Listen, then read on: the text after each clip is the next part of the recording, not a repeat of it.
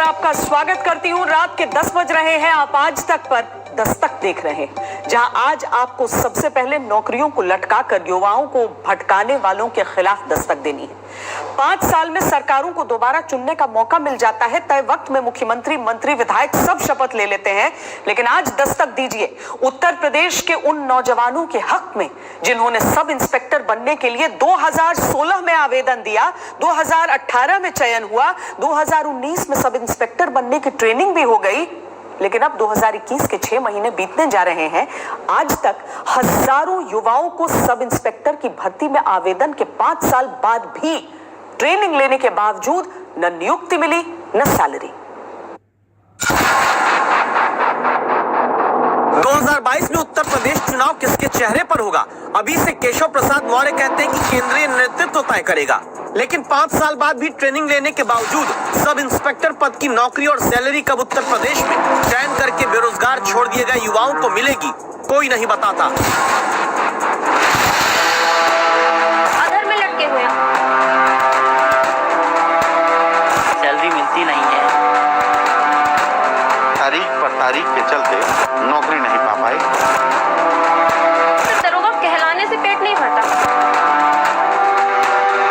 आज तक लटकी हुई है।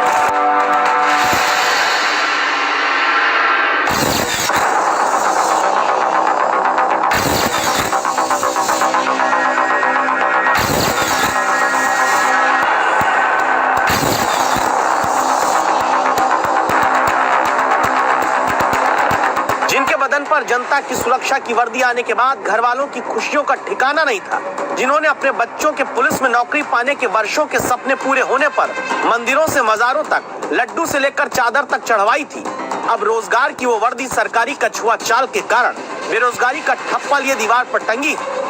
और जिन आंखों में बेटे के सब इंस्पेक्टर बन जाने पर खुशी के आंसू थे, अब वहां दुख की नदियां पलकों के किनारे तोड़कर बहती हैं। इस कहानी को देखकर सोचिए एक बार, मंजरी जैसी बेटी आपकी हो, बेटी सब इंस्पेक्टर की परीक्षा निकालकर ट्रेनिंग पूरी करे, लेकिन ट्रेनिंग करने के 1 साल बाद भी अगर बेटी को वर्दी पहनकर नौकरी पर जाने का अधिकार ना मिले, तो चुनकर बेरोजगार छोड़ने वालों पर दस्तक देनी जरूरी है। कैडेट नंबर 162 जून 2019 से जून 2020 के बीच पीटीएस मेरठ में सब इंस्पेक्टर की ट्रेनिंग करने वाली मंजरी की यही पहचान थी। मंजरी ने 1 साल तक सब इंस्पेक्टर की ट्रेनिंग तो पूरी कर ली, लेकिन वो सब इंस्पेक्टर नहीं बन पाई। मंजरी जैसे तमाम और भी इनके साथी हैं, जो आज भी कोर्ट के लगातार तारीख पर तारीख के चलते नौकरी नहीं पा पाए, ज्वाइनिंग नहीं मिल पाई। आंखें मिलाना मुश्किल हो जाता है अपने ही घर वालों से, जहां समाज के 4 लोग एक उम्र के बाद ये पूछने लगते हैं कि क्या हुआ आपके बेटे बेटी का, कहीं नौकरी लगी कि नहीं। मंजरी के घर वालों ने गर्व से कहा था, हाँ हमारी बेटी सब इंस्पेक्टर बनने जा रही है। मंजरी ने ट्रेनिंग पूरी की, लेकिन रोजगार मिलने पर जो हाथ खुल जाने थे, वो आज तक बेरोजगारी के ठप्पे के साथ बंधे हुए हैं।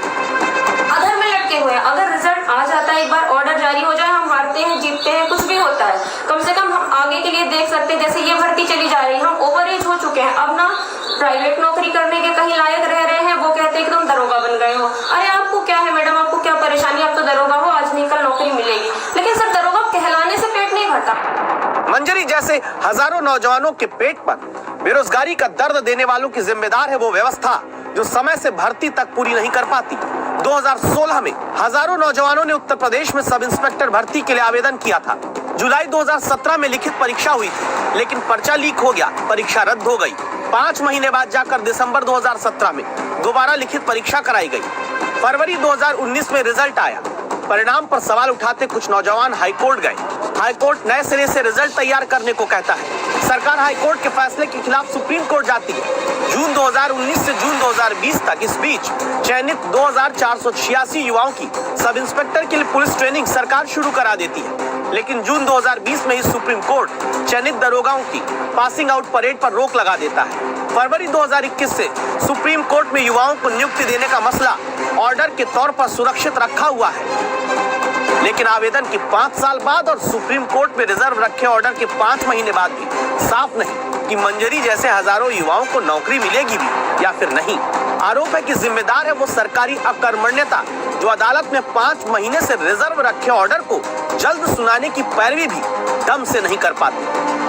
मंशा तो थी कि हाँ हमें ज्वाइनिंग दिलाई जाए, लेकिन उस मंशा को पूरी करने के लिए जो मनोबल चाहिए वो उसने पूरी पैरवी सही तरीके से नहीं हुई। पैरवी में ढिलाई हुई, जैसे कि ये था कि किसी डेट पर पहुंच रहे हैं, किसी डेट पर नहीं पहुंच रहे हैं, तो इस सब का जो प्रभाव था वो हमारी जो है भर्ती पे पड़ा।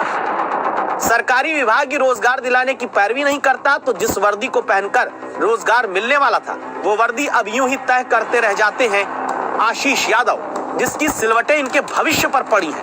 आशीष आईटी फर्म में काम करते थे। सब इंस्पेक्टर के लिए चयन हुआ तो आईटी वाली नौकरी छोड़ दी थी, लेकिन अब न आईटी फर्म के रहे न पुलिस विभाग के। मेरा सिलेक्शन हो गया तो मैंने उस जॉब को क्विट कर दिया और मैंने इसको ज्वाइन कर लिया। अब मैं वापस उस नौकरी को ज्वाइन नहीं कर सकता क्योंकि मैं वहाँ से क्विट करके आया हूँ। अब लोगों को पता ही नहीं मैं कितनी देर में वापस जाऊँगा नहीं जाऊँगा। अब मुझे कोई अपनी वापस नौकरी में रखना नहीं चाहता है और इस समय कोरोना के बाद से हालत वैसे भी गंभीर है तो कोई रखना ही नहीं चाहता। यही कारण है कि जब इन नौजवानों के साथ होते अन्याय के खिलाफ दस्तक देने आज तक संवाददाता संतोष कुमार पहुंचते हैं तो आशीष के सिलेक्शन पर खुश होने वाली मां अब चयन करके भी बेरोजगार छोड़ दिए गए बेटे को देखकर रो पड़ती है।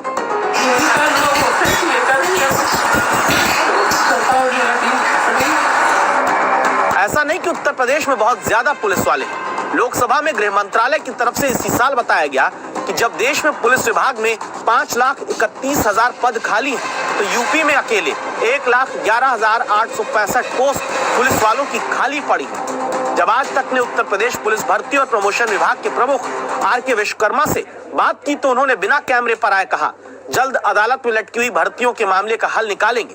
तो सवाल उठता है कि जो तेजी सरकार बनाने और गिराने में देश में देखी जाती है, वही पूर्ति क्यों नहीं युवाओं की अटकी हुई नौकरियों को दिलाने में दिखाई जाती है।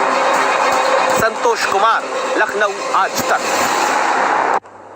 संभव है कि आपके घर में कोई बेटा बेटी बेरोजगार न हो तो आपको लगे ऐसी खबरों से आप पर फर्क नहीं पड़ता।